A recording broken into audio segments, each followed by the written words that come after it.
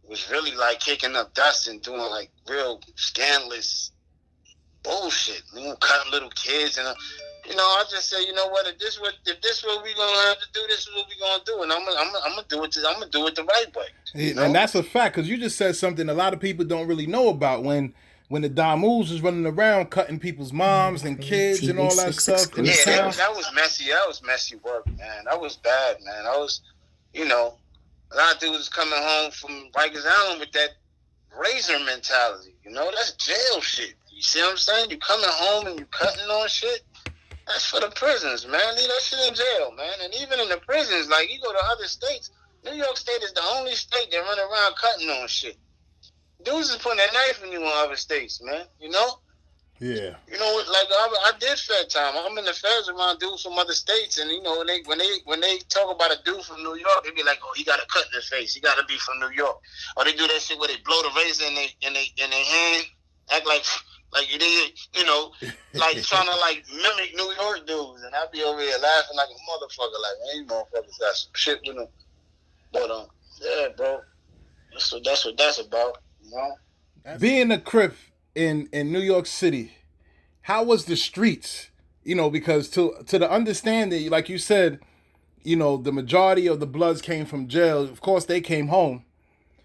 How was it being a Crip? A lot of them came home to a Crip community. Because when they were doing their time, that was when everybody started kicking this Crip shit up. So now they get home, even like Venom. You know, Venom is a good friend of mine. You know, old Decepticon dude, went to jail, turned blood, had a lot of rank, and you know what I mean, a lot of, you know, clout with it. He came home. He's over there on Rutland in 92nd, right there by the building, coming out with a red rag, like, and we all Crips. You know, we like, man, what the fuck is that? Like, you know, it's Crip over here, right? Well, out of respect, knowing that, you know, he was going all that time and he was a household name around that area, I mean, they still gave him his respect, but you ain't finna be bringing your homies around here and you ain't finna be multiplying. And you know what I'm saying? Because this is the Crip turf. We started in the streets. They started in jail. Another crazy TV6 exclusive. You might walk down a block, you know, with the exception of Soundview at the time with the sex, money, murders, but you may walk down a block and see a Damu. You might go to one building in New York, go in the Bronx somewhere or somewhere else, and you see a dude from 5 different sets. That's not turf orientated. That's just claiming. Turf orientated is when I'm walking down Church Avenue, pushing through the 40s. I know I'm walking through the 8 trays. When I'm pushing through Vanderbilt, I know I'm pushing through the 8 trays. When I'm on 95th and Clarkson, I know I'm pushing through the motherfucking G-Stone Crips. You understand what I'm saying? Mm-hmm. There's also another sub. When you can look on the walls and see where you from and see where you at, that's what you call turf orientated. You know, you can't just walk in the building and see GKB, 9 Trey, 5-9 Bremen. Damn, who the fuck is over here? You know? Yeah, that was crazy. But speaking on that, at one time, is this a true statement that the Crips within New York City were basically one, even though there was different sets? Yeah, because it wasn't that much. I mean, everybody was, you know, everybody claimed and was from where they from, but it was a unity. It takes it back to like the days of when the Crips were in their infant stages in California. Back out west, everybody was one until situations kicked off that divided everybody. You understand what I'm saying? When the movement started, it was, this is Crip. East Side Crip, West Side Crip, Compton Crip. You understand what I'm saying? Yeah. It wasn't really like the sets and everything wasn't really then derived until probably like 73, 74, like, you know, like 5 and shit like that. You know, it was always West Side, East Side. And over here, even though dudes was claiming different sets, when it was time to go, it was time to go. It was one order, basically. They sent my little homie Rec up north, behind all sets moving, going up Nostrand Avenue to the sky on just Mashing time. You dig what I'm saying? He went to jail as a kid. I went on Rikers Island. I seen him. He was in adolescence. You feel me? next time I seen him, he was a grown-ass man with a beard. You feel me? Everybody was together. But then again, it wasn't that much numbers. So do you feel the numbers divided everything, or was it just more so? Nah, situations occur, things happen, and so best friends become strangers, enemies become friends. Because this has also brought together communities that never thought in life that they would be getting along. But, you got communities that never used to get along that happen to be claiming the same set. And niggas is like, listen, check this out, man. Fuck all that shit that was going on before this. Nigga, this whoop-de-bam. And we gonna move as whoop-de-bam. And that's it. All that other shit go out the window. Or motherfucker gonna get that discipline, that DP, that square, L7, whatever you want to call it. That's a fact.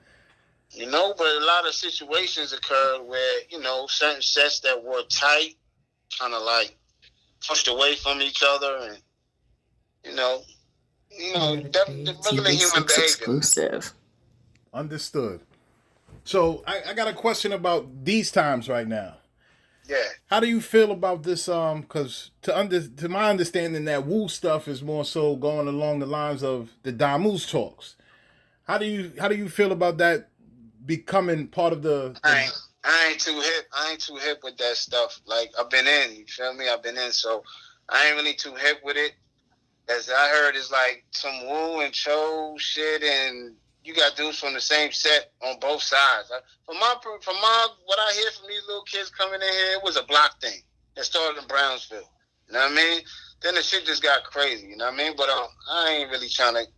I don't really got too much knowledge of that old shit. You know what I mean? I'm from the set. I'm from Gangstaz, man. I tell mines, we don't participate in all that shit. You know what I mean? Might have the same viewpoints, but nah. We ain't really into that. You know what I mean?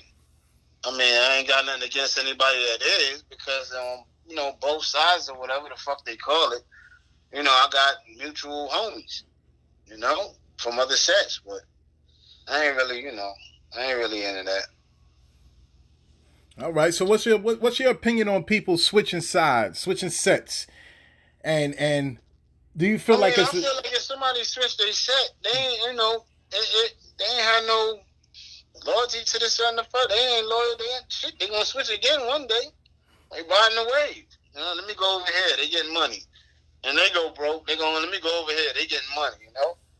It's easy over here. That's what's not as easy out west. Because out west, you got to get your ass beat off exclusive. It ain't no blood in, blood out to where one way in, one way not. It ain't none of that. But niggas will beat your ass off the set, man. Get the fuck out the turf. Don't let me see you around here anymore. We've had homies from the set, like, Bosco that turned 60s or whatever, enemy hood at that. But at the end of the day, it's like, you're going to get your issue. You're going to get beat up. You're going to get an ass whooping, It ain't as tragic as, taking a life or nothing, but you're going to get your ass beat. So you bought that. Go on where you going now. Don't ever come back anymore. Stay the fuck over there. Yeah, stay where you at, man. You see how they treat you. You think the grass green on the other side push, fool? At all.